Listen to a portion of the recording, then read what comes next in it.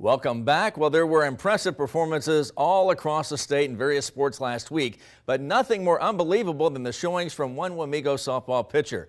27 Sports Director Glenn Kinley joins us live in studio with the exclusive of the local pitcher who made history this weekend. That's right, David. Wamego softball's Peyton Hardenberger in studio with us today. Back-to-back state champion, semifinal and championship game last year as a sophomore and this year as a junior. That's right, folks. You got to deal with her for one more year. 4 no-hitters combined. I want to talk about the one in the state tournament that wasn't a no-hitter, actually, because it may have been your most impressive performance, and it was a 17-inning game. You threw the whole thing, 199 pitches. As you get to 12, 13, and then 14, they take the lead and you get it back. 50. What's going through your mind? Are you like, can we please end this thing, or what? Are you even thinking you're just throwing the ball? I think it comes down to just having faith in your team. I think we've prepared very well for not quite 17 innings, but we do have, I would say, the most grit in the whole tournament. I don't think any other team could have made it 17 innings quite like we did, but I had to take a deep breath after 8 innings because I knew no one was scoring, especially off of me, so I just had to keep going. Yeah, you follow up that performance. And by the way, I should mention you had the RBI in the 14th inning to tie the game. You follow up that performance with 2 no-hitters. I had asked you this state tournament. You said there was no way you weren't pitching. But were you worried at all when you went to bed that night? You're like, I hope I can move my arm tomorrow? Or what are you thinking as you're like, we got 2 more games?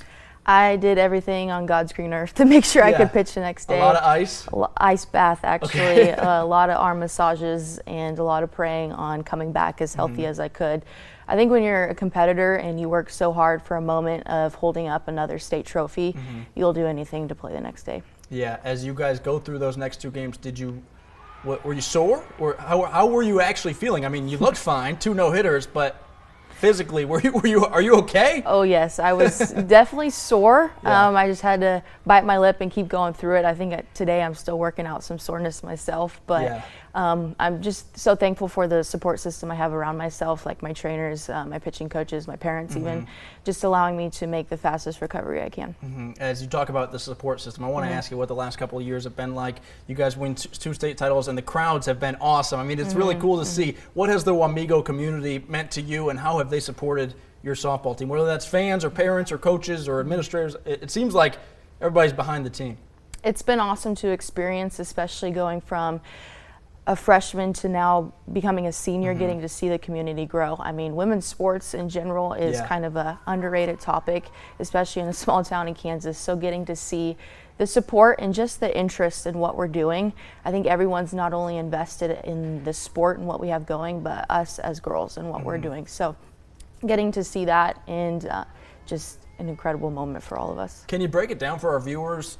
I just see everybody swinging and missing, but what exactly, like, what are the pitches that you throw? Is there a go-to pitch? Okay, full count here, I got to get this girl out. What are you throwing? Is it your speed? Is it the movement on the pitches? Like, what is it that makes most of your pitches just untouchable? This is really fun to explain, especially since softball pitching is very unknown compared to maybe baseball pitching. I know about the rise ball, that's all I know. So I throw fast, change, curve, and rise, and I would say, especially in high school, rise ball is the most popular.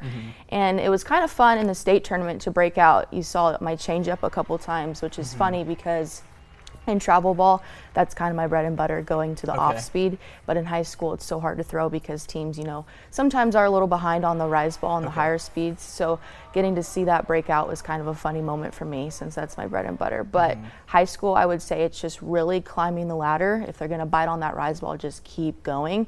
And then when you get 17 innings deep in a game and it's like, well, they're timing me up no matter what.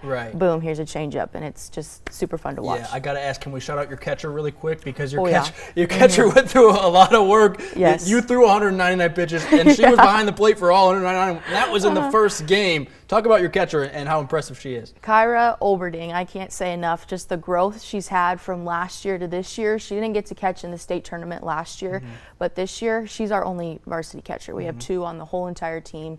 And not only did she catch those 17 innings, but she's caught me and Landry the whole season. Yeah. And at one point in the dugout, I'll shout Kyra out, she was hugging an ice bag in the dugout, and I didn't give her a second glance. I'm like, girl, do what you got to do. Yeah, she deserved it. I can't take credit, and I can't complain too much about how sore I was, because I know I got a girl right behind me who's working just as hard as I can, and I can't say enough about her. She just works so hard. Yeah, absolutely. Well, Peyton, we appreciate your time. Best of luck next year as you go for the three-peat. If you top a 30 strikeout performance, I'll have to write like 8 articles about it because I don't even know what to say about it, but we appreciate you joining us. Look forward to it. Thank you.